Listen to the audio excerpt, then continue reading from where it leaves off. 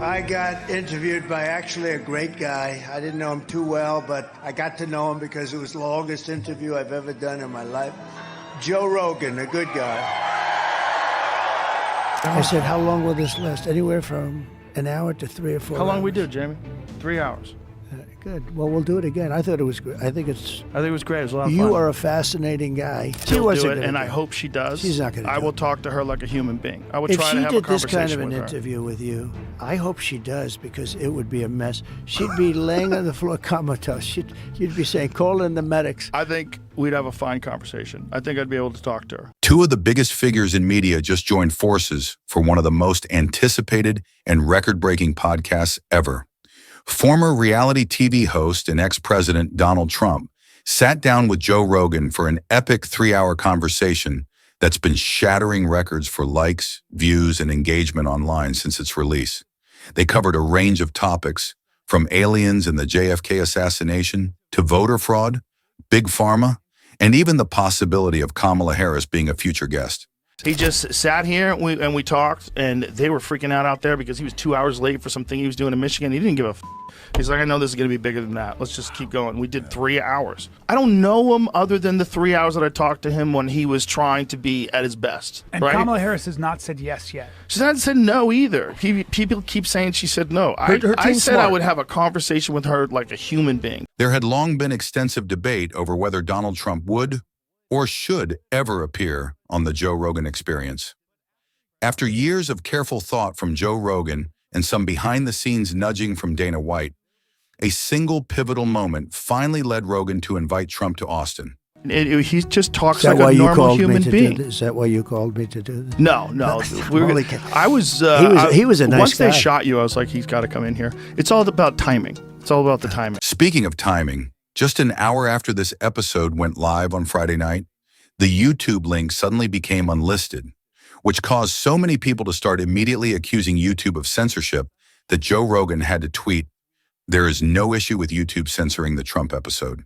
It was just supposed to go live on both Spotify and YouTube at the same time, and there was a glitch in Spotify's upload system, and so we delisted the YouTube link until it's fixed. It should be fine now."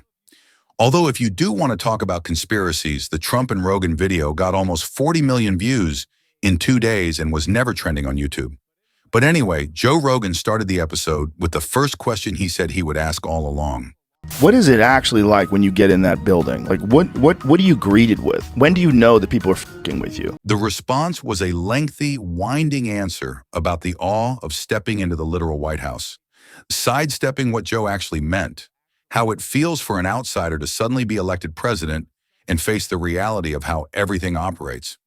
Joe asked this question directly to Trump 3 times and indirectly several more. This instance, along with another about the JFK files, stood out as key examples of Trump talking his way around a challenging question. Of course, this isn't entirely surprising given how politicians often handle tough questions.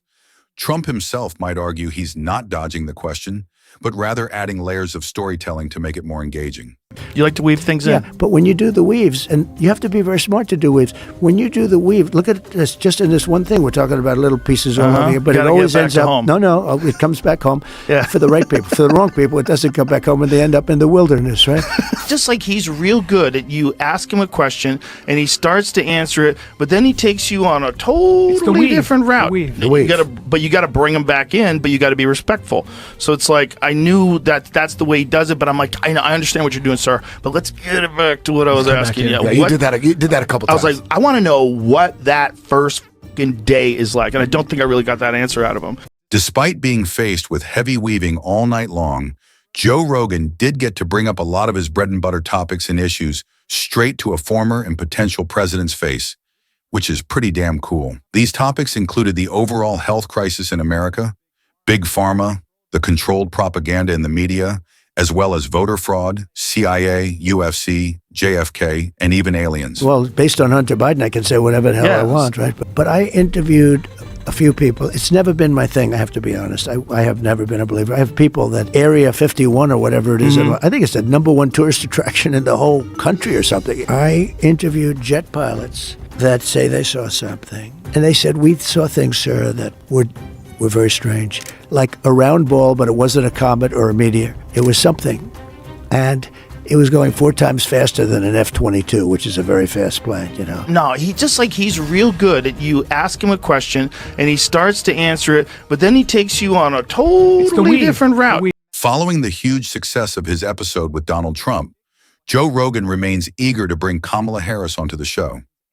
Despite Joe's open invitations and rumors that she once showed interest, there's still widespread doubt on both sides of the political spectrum that Kamala Harris will ever appear on the Joe Rogan Experience. Still do it, and I hope she does. She's not going to. I will talk to her like a human being. I would try to have a conversation with her. If she did this kind of an interview with you, I hope she does, because it would be a mess. She'd be laying on the floor comatose. You'd be saying, call in the medics. I think we'd have a fine conversation. I think I'd be able to talk to her. I wouldn't try to interview her. I just try to have a conversation with her and hopefully get to know her as a human being. That was my goal, having her on. Trying to get her to express herself just as I don't think these formats are good. I don't think that two people, first of all, I hate the idea of the presidential debates because I hate the idea of a time limitation on complex ideas. Also, you have to break. I think you have to have the debates, though. Right, but the way they do the debates, I think, is the wrong way to do it. I think they should have a conversation. Joe's approach of having a genuine conversation to uncover who she is, rather than diving into a strict policy interview, seems like a smart move. It might also be the best chance of actually getting her on the show. However, as we mentioned on our Patreon before the Trump episode, some fans will likely want Joe to confront her directly on past criticisms he's raised. But realistically, he appears focused on simply getting her through the door. Joe's never been known for gotcha interviews, yet if her episode ends up shorter than 2 hours and 58 minutes, you can be sure there will be plenty of people claiming he's biased or taking sides, despite the fact that any conditions are likely coming from her side. I hope she says yes who too. You really are in 3 hours. I don't know if she'd do 3 3 hours. They probably want to do like an hour. You're going to get 22 minutes. I'll get an hour. Bullet points. You know, it's like no one knows who these people are. Right. Get into her favorite sexual But we do know who position. Trump is. We do know. I think someone didn't that call her daddy girl? Didn't they start talking about bedroom stuff? Yeah. I like cowgirl. If a Harris Rogan episode does get made, it's clear it wouldn't stretch to 3 hours. But thanks to Trump, Rogan seems to be finding his stride with these comedian guests and has even hinted at a possible return to the Joe Rogan Experience in the future. I got to make a speech, Right. but we'll do it again. I want to do it again with you. Okay. You are something. Thank you very I much. said, how long will this last? Anywhere from an hour to 3 or 4 How long hours. we do, Jamie? 3 hours. Good. Well, we'll do it again. I thought it was great. I think it was great. It was a lot of fun. You are a fascinating guy, and you've done a great job. Thank you I'm very a big much. fan, and thank you very much. It's been an honor. And It's been an honor to I'm have going you to on as make well. a great speech, and I'm going to say, and if I'm a little off tonight, I'm going to blame you. I'm going to Blame say I me. spoke Go to this ahead, guy blame for me. 3 hours. Another appearance by Donald Trump on Joe Rogan's podcast doesn't seem far-fetched, win or lose. Unsurprisingly, reactions were split. Trump's critics thought the episode was a flop, while his supporters saw it as a triumph. Regardless of politics, Joe Rogan landing a 3-hour interview with a presidential candidate just 2 weeks before the election marks a new high for the show. After Theo Vaughn's interview with Trump, some started speculating that Vaughn might one day challenge Rogan's podcasting dominance. But now with Rogan not only talking to Trump for longer than Vaughn and Andrew Schultz combined, but also racking up double their views within days, any doubts seem to have faded.